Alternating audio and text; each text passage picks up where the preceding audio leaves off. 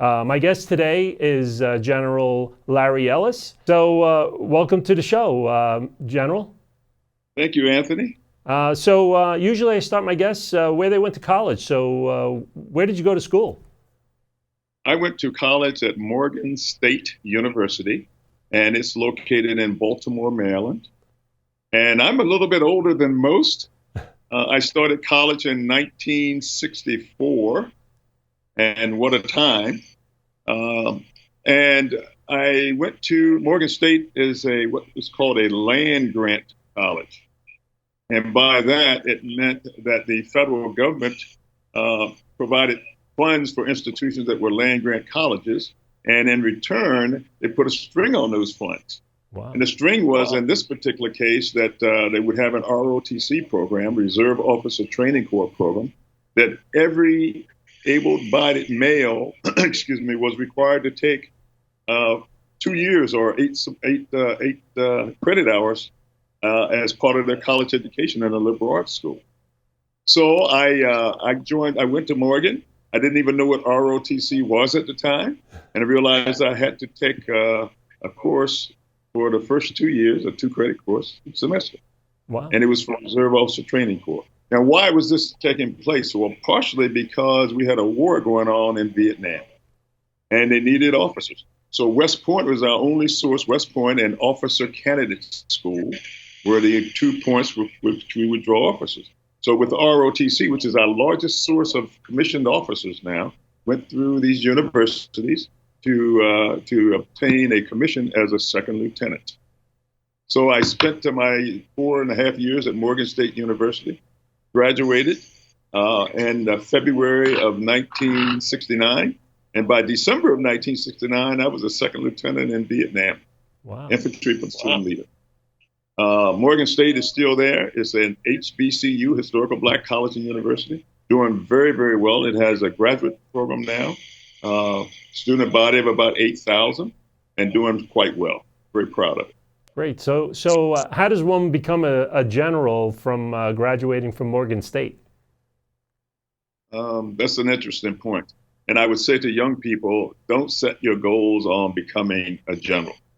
Set your goals on where you are. Certainly you need a long range goal, but if you set your goals on being a general, you will probably fail. And there's a book out there, it's a very old book on Once an Eagle, Anton Meyer. It's a very old book, but you ought to look it up. And there are some folks out there people out there that set them sights on being a certain grade and rank, and they do things that will posture them to be in the wrong position.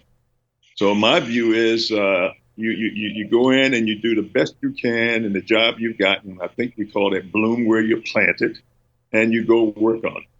And if you do those things and you do them well, then you could become a general. But first, you've got to become a first lieutenant, and a second lieutenant, and so forth, and a captain, and majors and colonels. But if you set your goals, I'm going to be a general, you'll probably fail. So a general is quite a number of years in the service. It is. I spent 35 and a half years in. So I went in February of 69, and I retired in July of 2004. Wow.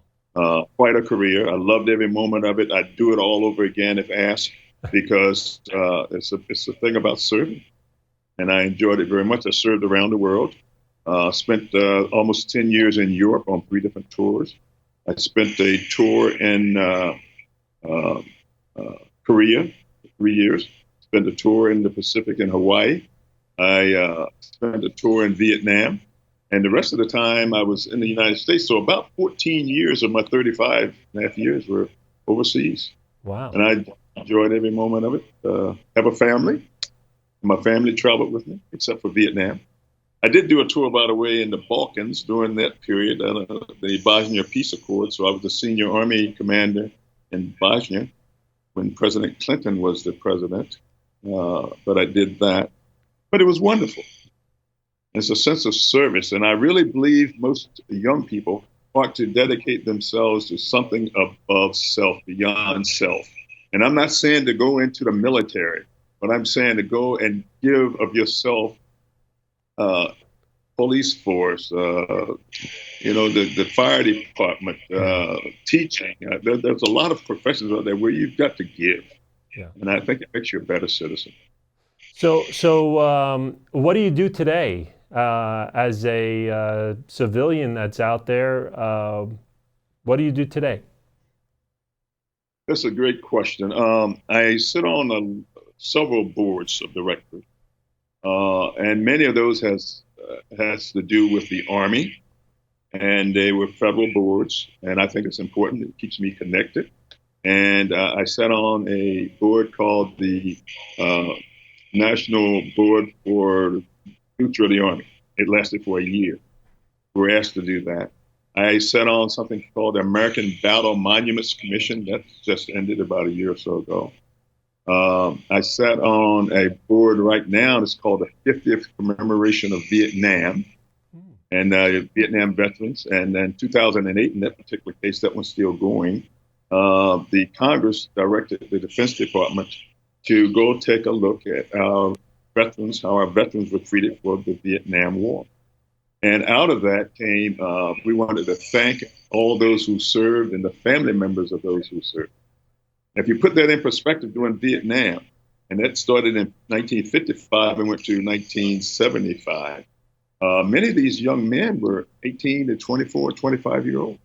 So they weren't married. And so the family members were the moms and the dads, and many of them didn't survive. Wow. And others did. But the Vietnam War was very unpopular with the American people. So when President Nixon uh, ran on bringing the boys home, he was very popular for it. Now, he hadn't gotten in trouble a little later, but it was a very important thing. So, um, service, and it's still there, still an opportunity. So, what can you give to the students that are looking into service, military, education, any of those fields? What kind of information can you give to the students that are looking into those fields? Yeah, the first thing is I think you've got to have a passion for what you do.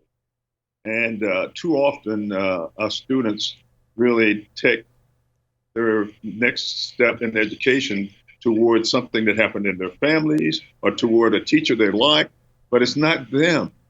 And they really got to go where they have a passion and a burning. And uh, and too often, I think parents push them in the wrong direction.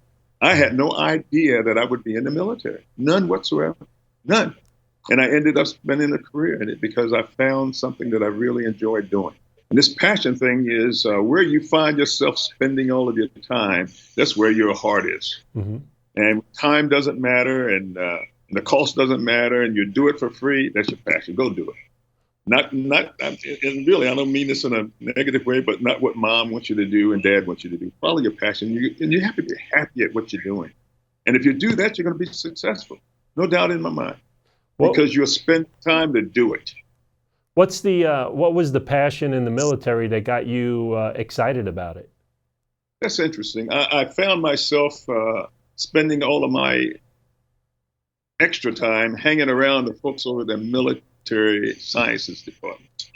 And as I look back at that and think about it, uh, that tugged on me, and I went to be around those people because it has structure. And the piece that's missing for most young people, they don't have structure when they get to college. Some do, but most of them do not.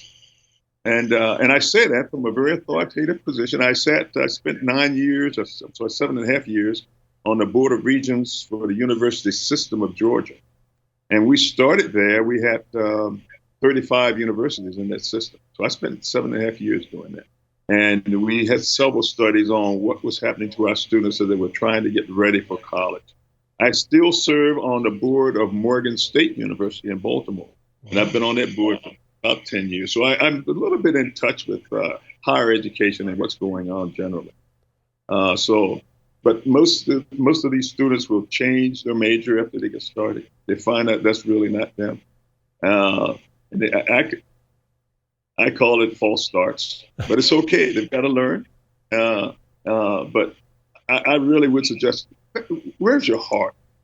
And you can't do it because it's engineering, it pays a lot of money. So I want to be an engineer. I want to go to business school because they're making a lot of money. Don't do that. The money will come. You follow your passion, the money will come, no doubt about it. And success will come, and that's what will bring the money. And too often we're following mom's passion, dad's passion. Uncle John had a passion, and those sort of things. I was the first member of my family to go in the military. Great. First. So before we have our next guest on, what advice do you want to give to the students and the parents that are out there watching the show? What advice do you want to give to them, that are interested in going on to college, getting into the military, getting into education, those kind of fields? What advice do you want to give to those families? First of all, and I don't want to make this a declaratory thing, but some families have an advantage. That is, they have someone that can help guide their student, their youngster child, to a college experience. I've seen both sides of it. Then you have others that are first-time attendees to a college or university, and they have no guidance. The best they get is some guidance from the high school counselor, and it may or may not fit. And so for those students who are lucky enough to have a parent and able to get them into the PSATs and all those preparatory programs that you need, I say good on them, and you ought to do that. I'd encourage them to do it as soon as they can, just from my time being on these boards of regents. I would start them in the 9th grade, and do it in the 10th grade and the 11th grade, and you'll see your scores inch up because you've had the experience of taking tests. So I would certainly say we need more help with the students and the counseling in the high schools and so forth. Great. All of them do not start off equally. So I would say whatever your kids' interests are, I'd do that. I would take that student around to as many university types of things as they could. Whatever it is. I know we think about sport, but it's more than sport. It's all kinds of things. Go on a university campus and let them see how students are interacting. Go to events on a college campus. Ask them, what are you interested in? And most time, I will tell you, most parents want the kid to go where they went, or they've got some dream in mind. Well, take them there, and they'll either accept it or reject it. I have a daughter serving on active duty, by the way, and she will have 27 years in this May. Wow. And I went through this. And she is a graduate of West Point in the military academy. And at that time, I was thinking other places. And my wife and I took her to several universities, and all she would say was, well, I don't want to be in a metropolitan area. That's what she said. And we took her to places like, this is a great place. I could name schools. And they had she was an athlete also, so they had great offers for her. And she came and said, I'm going to go to West Point. I couldn't have been more elated, to be honest, but they have to choose that. You got to help them, guide them, but they need to choose it. Well, great. And so I'd say that for parents, be supportive, and let them. If you're spending time with your kid, you'll know where the passion lies. You'll know where it lies. Great. Well, thank you very much, Jennifer, for coming on. I appreciate it. Stay tuned for our next guest. So welcome back to Secrets of College Planning. My name is Anthony Uva, and we have on now Ross Mason. He is a founder, and welcome to the show. Nice to be here. Yeah, so Ross, can you get into where you went to college and what you actually do today? Sure. I went to Georgia Tech and studied industrial engineering. I studied British history and philosophy at Oxford, Russian at Middlebury, and I got my MBA at the Wharton School at the University of Pennsylvania. Great. And what are you doing today? I founded 15 years ago Henry, the high-impact network of responsible innovators. I lived in Silicon Valley, and I wanted to bring an angel investment approach to philanthropy. So we partner with nonprofit innovators and help them raise capital, establish strategic partnerships, introduce technology, and servant leaders to make their organizations more effective. And we buy and partner with for-profit businesses to give percentages of their revenue away to fund those nonprofit innovators and innovative organizations. So what's some of the insight that you can actually give on how you get these people and how they actually fund these type of charities?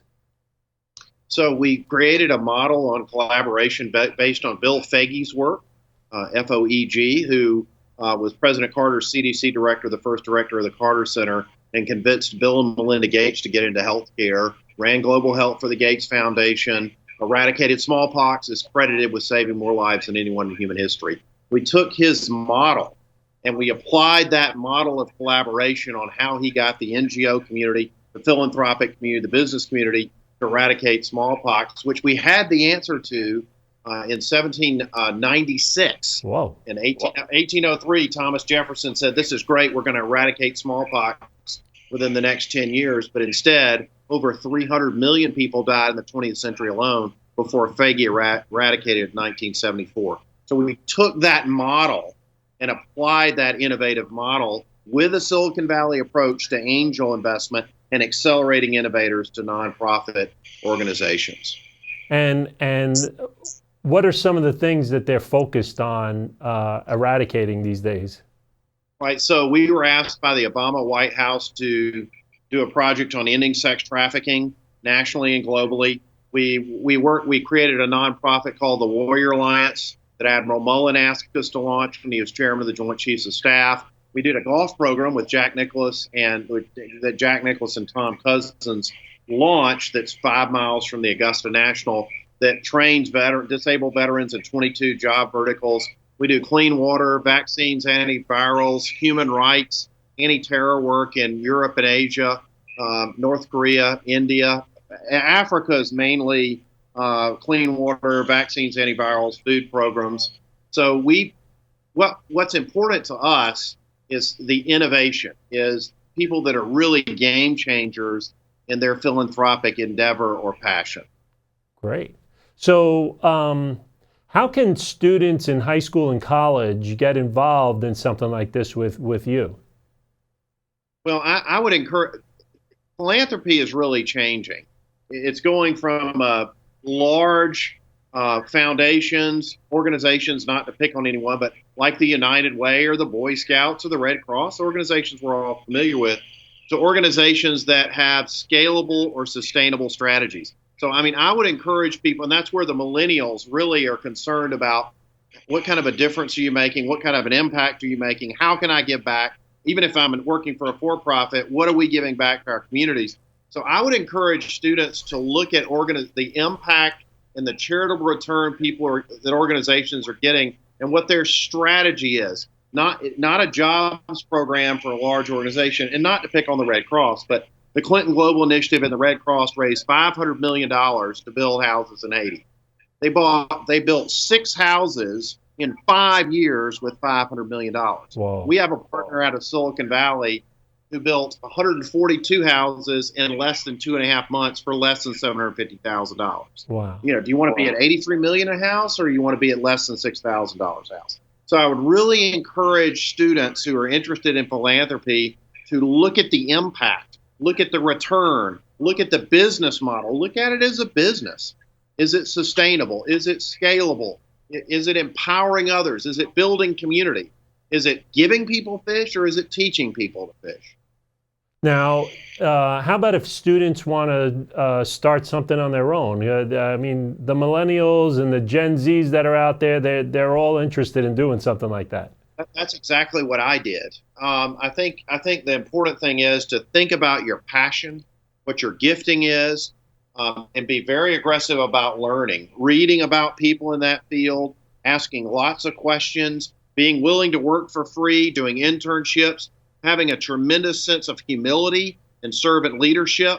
A lot of people started out digging ditches, washing dishes, whatever, cleaning restrooms. Don't be too proud to start at the very bottom and show your work ethic, show you've got a great attitude, show your commitment, ask a lot of questions, and look at people who have pursued successfully your area of passion and interest. Now, how did you get involved after graduating from the colleges? How did you get involved in becoming the founder of this? I ran and operated a real estate business in Moscow for 12 years in Russia. after the wall came down. I'd been a missionary, a Christian missionary doing humanitarian aid in Poland during the Solidarity movement. So I saw a lot of the brokenness of that society. I was a private banker on Wall Street in Europe and in Russia. And so I got an experience in the capital markets. And then I started and sold a company in Silicon Valley.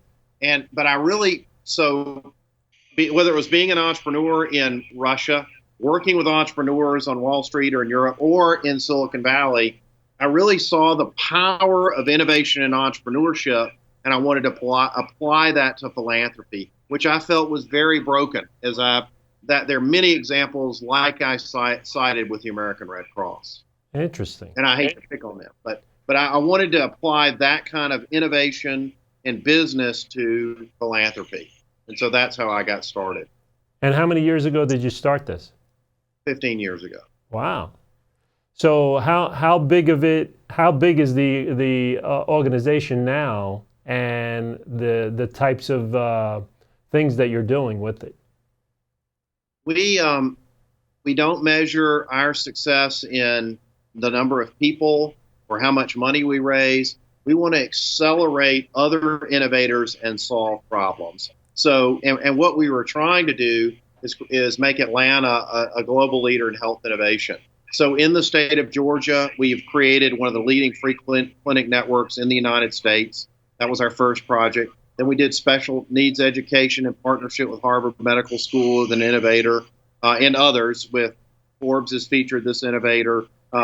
She's just absolutely incredible. The Marcus Foundation has said she's 20 years ahead of anyone else.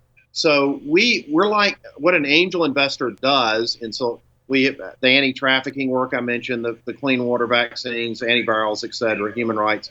What an angel investor does is they partner with, like in Silicon Valley, they take an entrepreneur who's in the garage and they de-risk that as a potential investment for an institutional investor, so that a venture firm can invest 5 to 25 million. So they take the risk of investing a small amount of money to get that business the first customers, their business plan, their marketing, et cetera. And that's what we do in philanthropy. So we have a portfolio, to answer your question, of over a dozen successful projects around the world. Wow. But success for us is outgrowing our ability to contribute.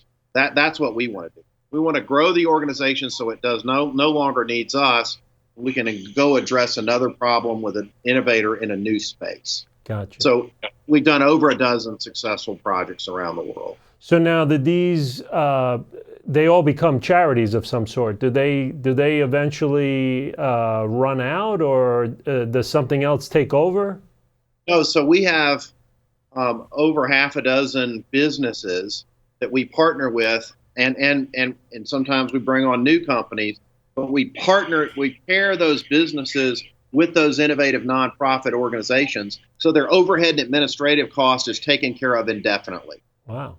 So the only thing they need to raise money for, if they want to build a $10 or $20 million building, then they may need to do a capital gain. If they have a specific project, then they may need to raise money for that. But we are de-risking that philanthropy by helping take care of their overhead and administrative costs indefinitely. Interesting. Does that make sense? Yeah, very. So we're coming to the end of our show, and usually I ask my guests, what advice do you want to give to the students and the parents that are out there that are watching the show, want to get into philanthropy, want to get into charity work? What advice do you want to give to those students and parents? Well, I think your heroes are very important. One of my heroes was Jim Elliot, who lost his life in the 50s in Latin America trying to help Stone Age tribe, basically. But he said he's no fool who gives what he cannot keep to gain what he cannot lose. And I would say don't live a passive, indifferent life. Determine what you want to accomplish, set goals. What's going to matter is the impact you have in the lives of others. The people God puts to your left and the people God puts to your right. Did you love and serve? Did you bless those people? We can all help a neighbor. We can all do help somebody cross the street. We can all do the small things. And when you do that, you start to determine your passion. So do small acts of kindness and service if you want to get started in philanthropy, and look at what makes you come alive. Is it serving in a soup kitchen? Is it mentoring inner city kids? Is it starting a bike shop because you got your bike stolen when you were a kid? And that will lead to the relationships and the impact. So start with small things. Don't despise small beginnings, and look for your passion and then follow it relentlessly. And find mentors, whether you read about them or you meet them, that have been successful in that area, and learn as much as you can, and be very humble and serve others, and it will open doors. Great. That's what I would say. Well, thank you very much for coming on the show, Ross. I appreciate it.